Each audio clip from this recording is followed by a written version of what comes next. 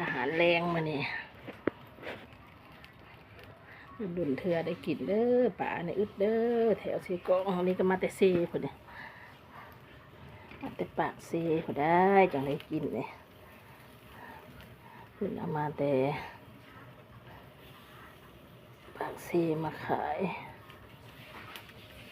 งามซีเฮาบ่มีดอกป่าเนี่ยบ่ได้กินเพิ่นดอก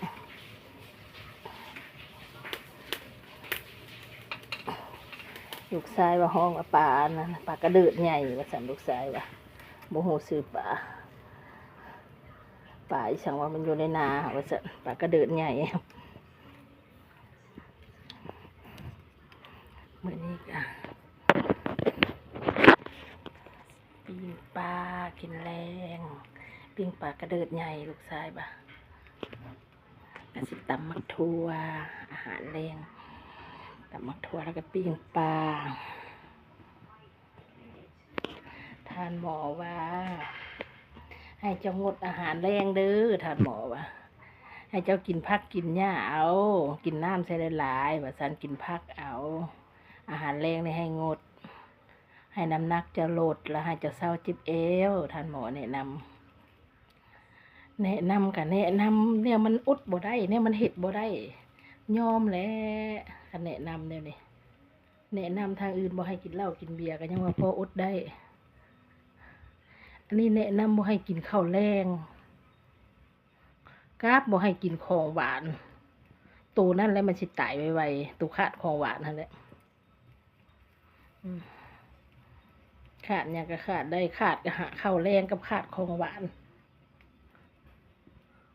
มันโมมีแห้งแล้วแหละตัวนั้นขาดทิศหนึ่งกับสมทิศหนึ่งแล้วได้มันเมื่อยม้อยๆโลดสิจะได้ตัวของหวานนั่นนะ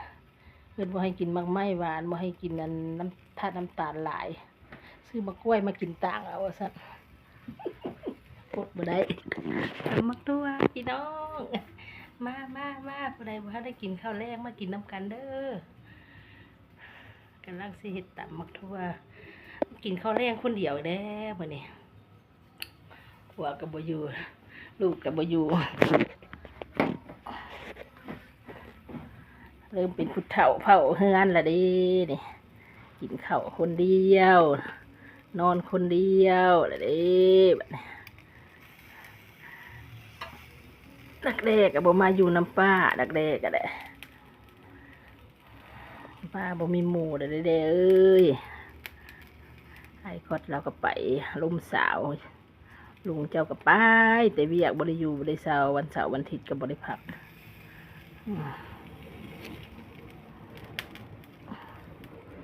ให้แต่ป้าเผาเหือนผู้เดียวมากินปิ้งปลากระเดิดใหญ่ลูกชายตั้งชื่อให้ใหม่ถ่ายบ้านเฮาห้องป่าอย่างปลากาทางนี้ห้องปลากระเดิดใหญ่